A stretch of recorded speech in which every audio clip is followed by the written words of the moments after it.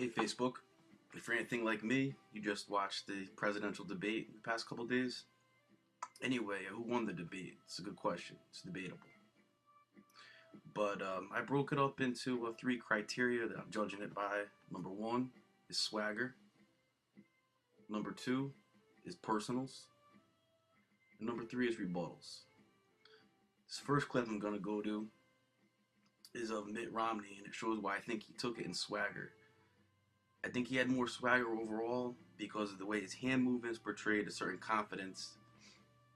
And that confidence is why I gotta give 1 point to Romney off the bat for having more swagger. And this clip shows what I mean.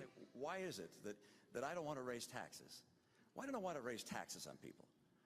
And actually, you said it back in 2010. You said, look, I'm going to extend the tax policies that we have. Now, I'm not going to raise taxes on anyone.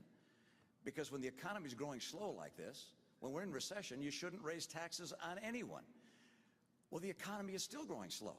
As a matter of fact, it's growing much more slowly now than when you made that statement.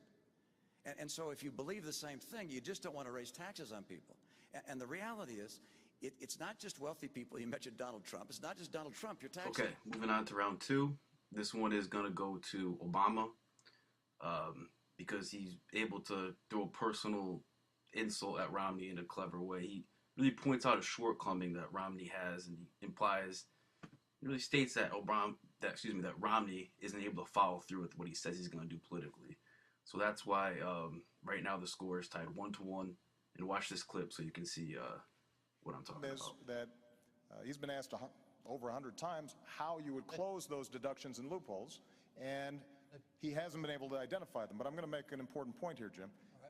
When you add up all the loopholes and deductions that upper income individuals are currently taking advantage of, you take those all away, you don't come close to paying for $5 trillion in tax cuts and $2 trillion in additional military spending. Romney scores a point for having the best rebuttal.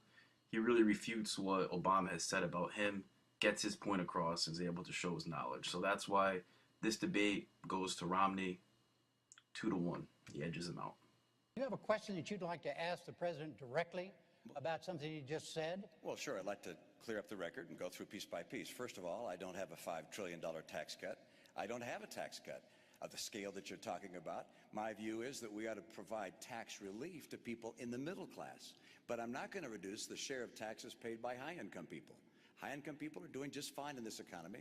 They'll do fine whether you're president or I am. The people who are having the hard time right now are middle-income Americans. Under the president's